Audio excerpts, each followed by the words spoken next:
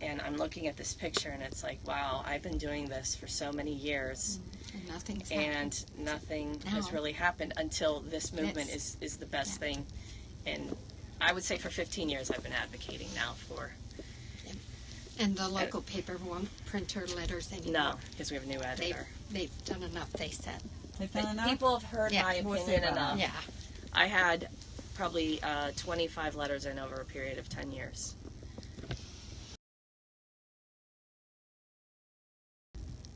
Hi, Sam. Say hi. Sam's not putting together. All right, so this is Sam's mum. Yes. And what's your name? Andrea. And we have a Marcia. family friend. Marcia. Master of the family friend is here as well. So thank you for. Do you know how important good friends are? They're Yeah. hugely important. Well, Thank you. This is, yeah. We do appreciate. Do you have a vaccinated child yourself? I have 4 healthy, unvaccinated kids. 35 years ago, my homeopathic doctors told me I should not vaccinate my kids because we don't know the long-term effects of all these vaccines. So I didn't vaccinate, and they're 4 healthy adults with their own children now, and I'm fighting this partly so that their children can have that same chance to be unvaccinated. Thank you for being Yeah. you. She's amazing. No, I can see that. All right, so I've forgotten. Did you? Have you already told everyone who you are? You haven't. Andrea. Yes. I'm sure. No, my brain's not great. All right, so let's talk about what happened to Sam. Sam, I had a normal pregnancy, and as I mentioned to you, I had a daughter, or I have a daughter who is 14 months older than him. She was, vaccinated on schedule, never really seemed to have any type of reactions. I had him when she was 14 months old, and he was post-due. I had to be induced. Something odd that happened was his umbilical cord would not detach. And after 11 weeks, and every week I would go in and they would put silver nitrate on it, the doctor called all the staff in and said, this is very unusual. This is something you would see in a child who has like HIV or some kind of immune problem. Well, of course, that didn't, we're talking 1996. This didn't register that I should question anything that, so he was vaccinated, whatever the schedule was. When he was 4 months old, after a round of vaccines, he did develop a high fever that caused him to be hospitalized for a day. But I didn't put 2 and 2 together. No one seemed concerned about it. So at 12 months, he went in for his MMR, and on the spot, I was sold And into the chickenpox. I was sold on the spot to have the chickenpox vaccine, and the doctor told me if my son was old enough to get the chickenpox vaccine, I would get it for him. So on the spot, I decided to do that. And You know those two shouldn't be given together. oh, well, I know that now. I didn't know that then. I remember, and we had moved quite frequently when my kids were little. My husband got promotions or switched companies or whatever. And when we went to the next pediatrician, they were so impressed that he had the chickenpox vaccine, because I know that only came on the market in 95, so he got it in January of 97.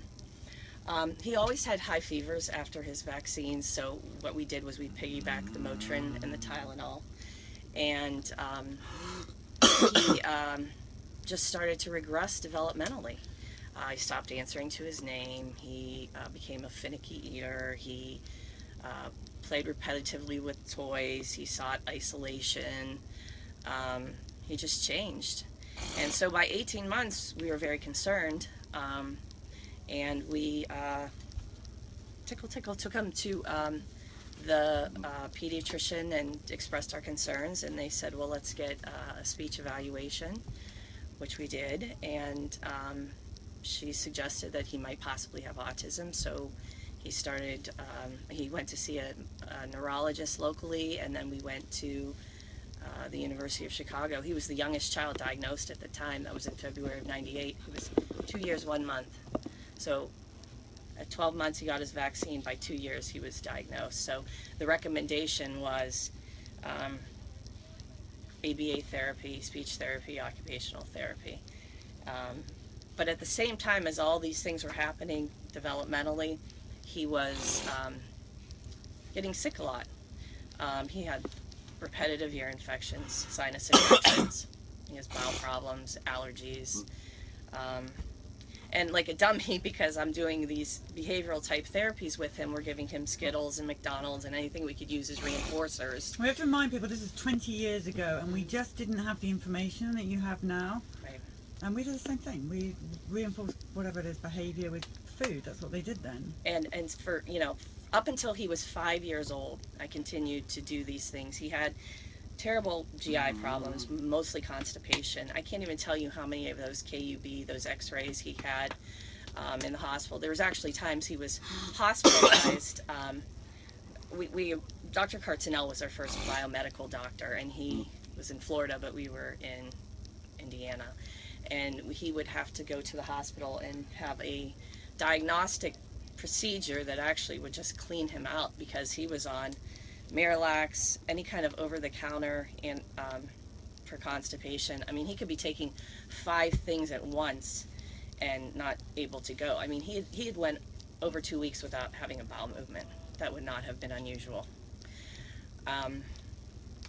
So as his health was deteriorating, or as his behaviors were surfacing, the health was deteriorating.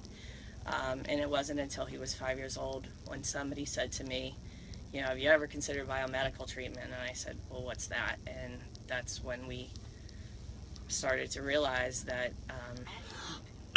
it wasn't coincidental that as he started showing signs of autism,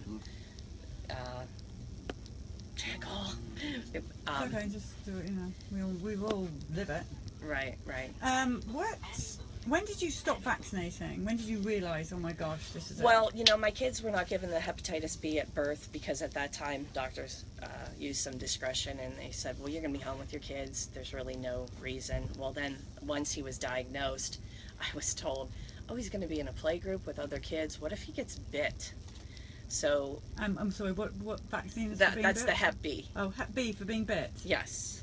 He was going to be in a developmental play group. So my kids then got the Hep B, and I can tell you through home video, because at that time we would videotape for therapy purposes, you know how you did the ABA drills. You could see there was a loss of babbling.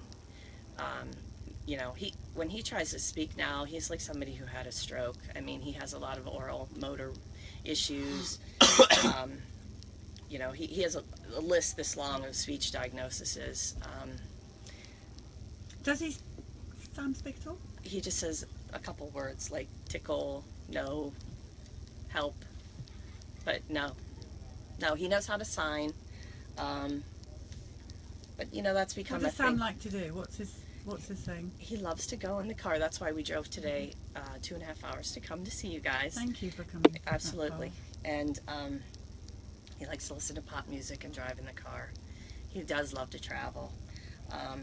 But he's hung up on Disney videos. He likes to get on YouTube and look at Disney videos. He likes to go different places.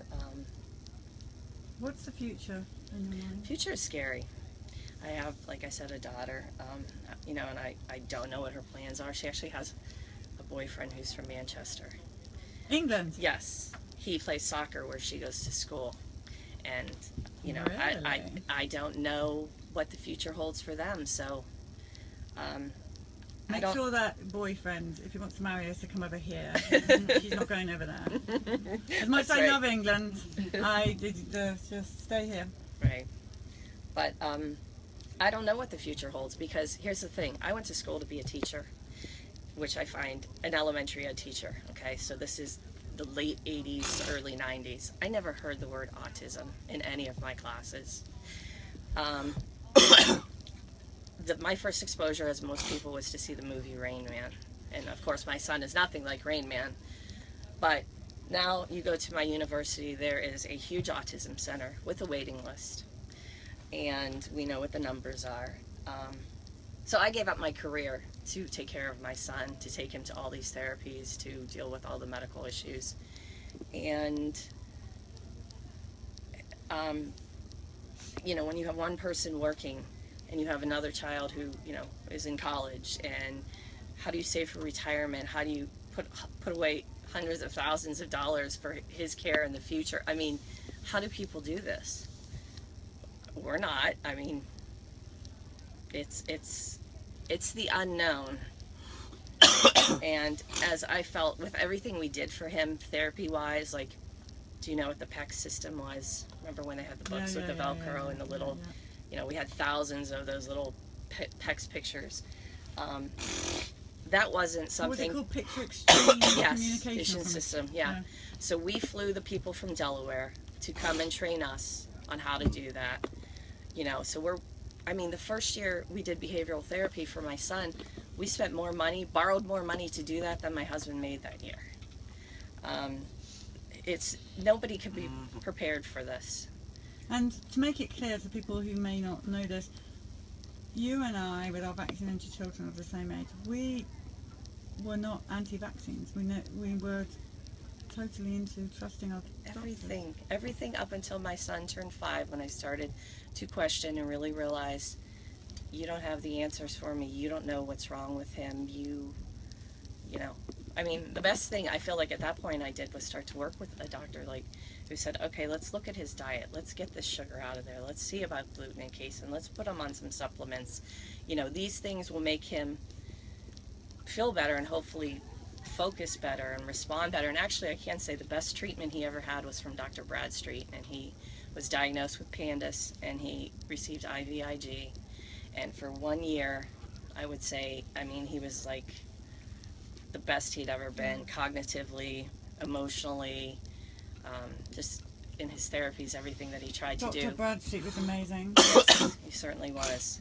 Thank you for giving him a shout out on that. Now, have we signed the bus? No, we will though. Can Sam write? Can you write, Sam? Well, he would scribble on it, so. Perfect. We have a lot of very good scribbles on the bus. We would love it if we could do that. Now, do you want to add anything to the story? Story is very similar to Billy's. Well, it's like I said, it's so sad that it's almost so common. It's not even like it stands out. It's like there's just another family that, you know, has been dealing with this and doesn't know what the future holds. It's another life lost as it should have been, and it's tragic is what it is. It's not okay. It's not fair on Sam at all. No, it's not. It's not for any of these kids, and I just want to thank you guys for doing what you're doing. It's amazing sacrifice on your personal lives, and you know, I have been trying to advocate. The reason that her and I got together is I used to write letters to my newspaper, and she tracked me down. She said she was silent about it because there was no social media 30 years ago for me to talk about, but she was talking. She was sending letters to the. But I brought paper. a sign today. It's so sad. It's a picture of him. He was probably 7 or 8 years old, and it's CDC Center for Cover-Up and Deceit. And I'm looking at this picture, and it's like, wow, I've been doing this for so many years, and nothing has really happened until this movement is the best thing. And I would say for 15 years I've been advocating now for. And the local paper won't print her letters anymore. No, because we have a new editor. They've done enough, they said. They've done enough? People have heard my opinion enough. Yeah. I had probably 25 letters in over a period of 10 years. Well, you're an amazing mother, Yes. and you're an amazing person, and Sam, we love you. We do. We really love you. Kiss. Oh, thanks, Sam. We're going to go and sign the bus now. Okay. Thank So, Get your water. Thank you, I made guys. you a movie. I gave it to Josh. you did what? I made you guys a movie. A movie? Yeah, you can watch it. What's the movie about? It's called Summer of Vaxxed. You're in it.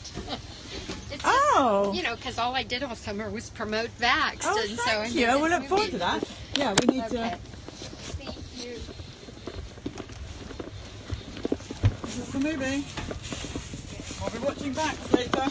My daughter. Okay. Has anyone signed the bus since the last? 7-8, year 7-8, 3778. So no one signed it again. No. Okay. Here we go. Okay. Where should we go? Going here? Can we go around to the other You side? can go wherever you like. It's a beautiful day here. I have a feeling, Periscope, this is going to be a day of lots of periscopes.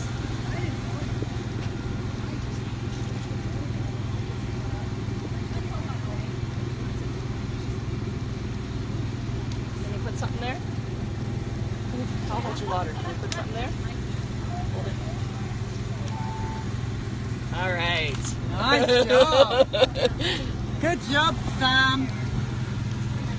You see now, when we move around the country, people will come to this specific spot, Sam, and they will know that you did that drawing, and they will put their hands on it and touch where Sam did the drawing.